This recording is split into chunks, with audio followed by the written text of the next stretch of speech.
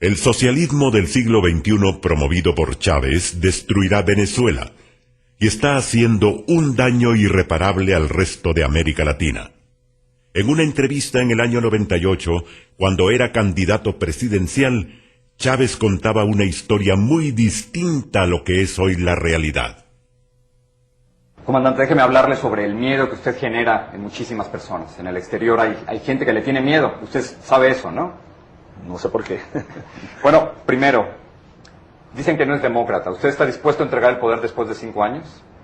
Claro que estoy dispuesto a entregarlo, no solamente después de 5 años, yo he dicho que incluso antes, porque nosotros vamos a proponer aquí una reforma constitucional, una transformación del sistema político para tener una democracia verdadera, mucho más auténtica.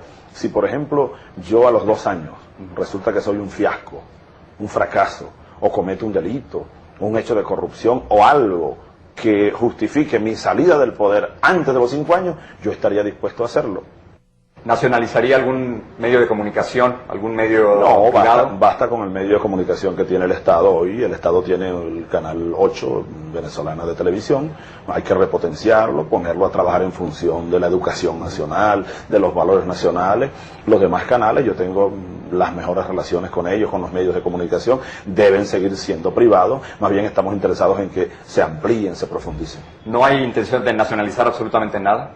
No, absolutamente nada. Incluso hemos dicho, nosotros estamos dispuestos a darle facilidades aún más de las que hay a los capitales privados internacionales para que vengan aquí a invertir en las más diversas áreas: agricultura, agroindustria, petroquímica, industria gasífera, todo lo que es el desarrollo del país, que tenemos vea que tenemos un proyecto bastante ambicioso que necesitará de la inversión privada. Yo aprovecho para hacer un llamado a todo el mundo. Yo no soy el diablo, yo soy un hombre que va con los mejores lazos de hermandad a trabajar conjuntamente con todos los países de América Latina, de Norteamérica y del mundo entero. La última pregunta de Cuba es esta: si para usted Cuba es una dictadura o no es una dictadura. Sí, es una dictadura. Sí, es una dictadura. Sí, pero no puedo yo condenar a Cuba.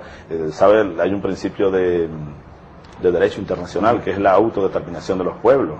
Los pueblos deben darse sus gobiernos o deben hacer sus propias historias. Yo no puedo desde Caracas, sentado aquí, empezar a juzgar a los gobiernos y a los pueblos del mundo. Sobre la crisis en Honduras, Joaquín Villalobos, exguerrillero salvadoreño y actualmente consultor para la resolución de conflictos internacionales, en su artículo "De nuevo las repúblicas bananeras", analiza: la pacificación de los 90 abrió la esperanza de una institucionalidad democrática duradera, pero el fraude electoral de Nicaragua el año pasado y el reciente golpe en Honduras hacen pensar que las repúblicas bananeras están de vuelta. Señala después: en Honduras se ha roto la cuerda de un conflicto geopolítico que viene creciendo en toda Latinoamérica, cuando Chávez se mete lo mismo en Colombia que en Perú, Argentina o Bolivia. Honduras, una sociedad conservadora, de cultura política provinciana y primaria, de larga tradición golpista y con una izquierda también conservadora y pacifista, fue sometida a los debates del modelo bolivariano de reforma constitucional, reelección y socialismo del siglo XXI. Y más adelante agrega: sin duda, hay que rechazar el golpe, pero la comunidad internacional debe tener en cuenta que las políticas autoritarias en Bolivia, Ecuador, Nicaragua y Venezuela se han convertido en una seria provocación para las fuerzas conservadoras y centristas de toda la región. Las expropiaciones de empresas, los cierres de medios de comunicación, la intimidación callejera, las arbitrariedades judiciales, las reelecciones perpetuas y los fraudes son como golpes de Estado graduales. La polarización ideológica chavista está debilitando sociedades amenazadas por miles de pandilleros y poderosos carteles. Pedro Trujillo, profesor y director del Instituto de Estudios Políticos y Relaciones Internacionales de la Universidad Francisco Marroquín de Guatemala, en su artículo "Club de Chiflados", dice: la solución, como siempre, está en manos de individuos responsables y capaces de tomar decisiones difíciles en momentos trascendentales, sin amedrentarse por golpistas que desaprueban los golpes, dictadores que defienden la democracia, ni antimilitaristas que se hacen llamar comandantes y constantemente amenazan con el uso de la fuerza. Finalmente, ¿qué pasó en realidad en Honduras? Octavio Sánchez, máster en Derecho y Finanzas Internacionales por la Universidad de Harvard, ex asesor presidencial y ex ministro de Cultura de la República de Honduras, profesor investigador visitante en la Facultad de Derecho de la Universidad de Arizona, nos explica. La Constitución de Honduras tiene un artículo que garantiza la sucesión automática, destituyendo al que está en el cargo. La destitución la hace sin necesidad de formalidad previa alguna, sancionando a aquel que intenta o ejecuta actos para perpetuarse en el poder. Entiéndase por formalidad cualquiera de las formas de juicio político que existen. Ese artículo es el 239, que literalmente dice, artículo 239. El ciudadano que haya desempeñado la titularidad del Poder Ejecutivo no podrá ser presidente o designado. El que quebrante esta disposición o proponga su reforma, así como aquellos que lo apoyen directa o indirectamente, cesarán de inmediato en el desempeño de sus respectivos cargos y quedarán inhabilitados por 10 años para el ejercicio de toda función pública. Esa norma es la que ha sacado al señor José Manuel Zelaya del poder y no los militares, pues al momento de su sonada detención él, para la Constitución de Honduras, ya no era el presidente de la República. ¿Qué hizo el señor Zelaya para que esta protección constitucional operara en su contra?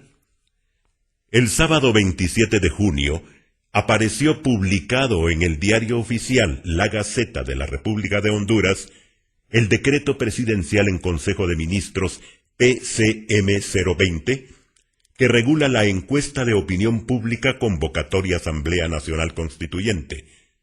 Con la impresión del primer número de esa edición, se materializó la intención de perpetuarse en el poder que castiga con destitución inmediata el artículo 239 constitucional, y el señor Zelaya dejó de ser presidente de la República de Honduras. Y pregunta, ¿qué se buscaba con esa encuesta? Al amparo de la misma, disolver los poderes constituidos y convocar a una Asamblea Nacional Constituyente que le quitara de encima al señor Zelaya los artículos constitucionales irreformables e inderogables que le impedían reelegirse o ampliar el plazo de su actual periodo.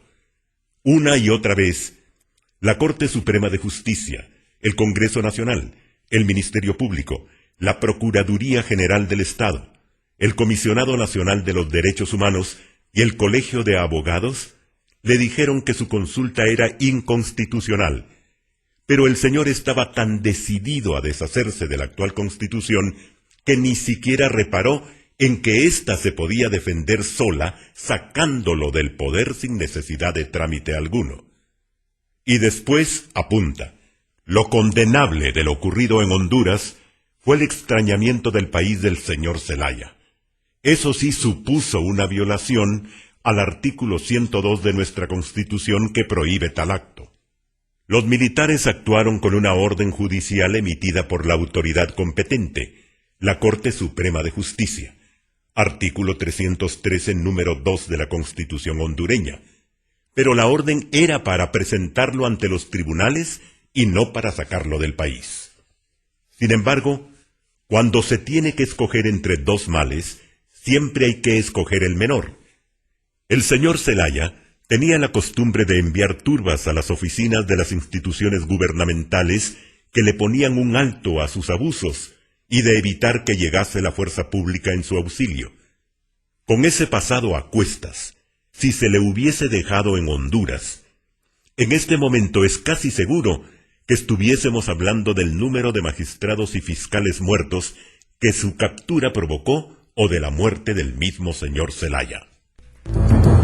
El mundo espera una solución pacífica y democrática a la crisis hondureña.